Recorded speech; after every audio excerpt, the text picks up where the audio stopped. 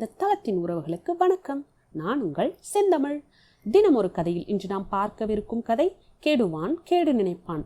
சரி, வாங்க கதைக்குள்ள போகலாம். இந்த கதையில காட்டு ராஜாவான சிங்கத்துக்கு திடீர்னு உடல் நலம் மோசமாயிடுது. வேட்டையாட கூட போக முடியாத அளவுக்கு படுத்த படுக்கையாயிடுது. இதை அறிஞ்ச விலங்குங்க ஒவ்வொன்றா வந்து நலம் விசாரிச்சுட்டு போகுதுங்க. ஓநாய் ஒன்று சிங்கத்து கூடவே இருந்து பணிவிடை செஞ்சுட்டு வருது.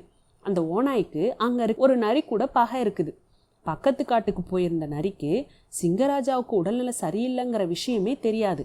அதனால அது ராஜாவை நலம் விசாரிக்க வரல. எனவே ஓநாயி நரியை பற்றி சிங்கத்துக்கிட்ட கோல் முட்டுது. சிங்கராஜா, உங்களுக்கு உடல்நலம் சரியில்லைன்னு தெரிஞ்சதும் அந்த நரிப்பைய உங்களை வந்து பார்க்கல, இனி நான் தான் காட்டுக்கு ராஜா அப்படின்னு மற்றவங்க கிட்ட சொல்லிட்டு திரியிறானா. என் காது கேட்டின செய்தியை உங்ககிட்ட சொல்லிட்டேன், அவனை நீங்கள் கவனிச்சுக்கோங்க அப்படின்னு போட்டு கொடுக்குது.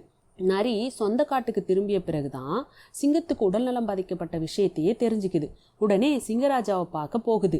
நரி வர்றதை பார்த்த ஓநாயி, சிங்கராஜா, அந்த நரி பையன் வரான், அவன் திமிரை இப்போதே அடக்கி வைங்க, இல்லாட்டி இன்னும் அதிகமாக வாலாட்டுவான் அப்படின்னு சிங்கத்தை சீண்டி விடுது. சிங்கத்துக்கோ பயங்கர கோபம் வருது.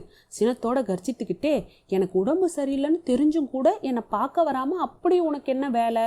நான் தளர்ந்து போனதும் ஆட்டம் போட ஆரம்பிச்சிட்டியாமே அப்படின்னு உருமுது.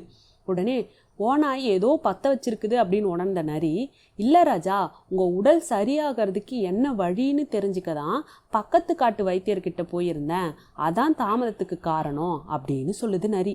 ஓ அப்படியா, அவர் என்ன வைத்தியம் சொன்னார் அப்படின்னு கேட்குது சிங்கம்.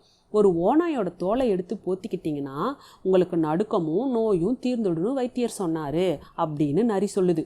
உடனே அடுத்த நிமிஷம் சிங்கத்தோட பார்வை ஓநாய் மீது படியுது. கோல் மூட்டிய ஓநாயி பலியிடப்பட்டுச்சு.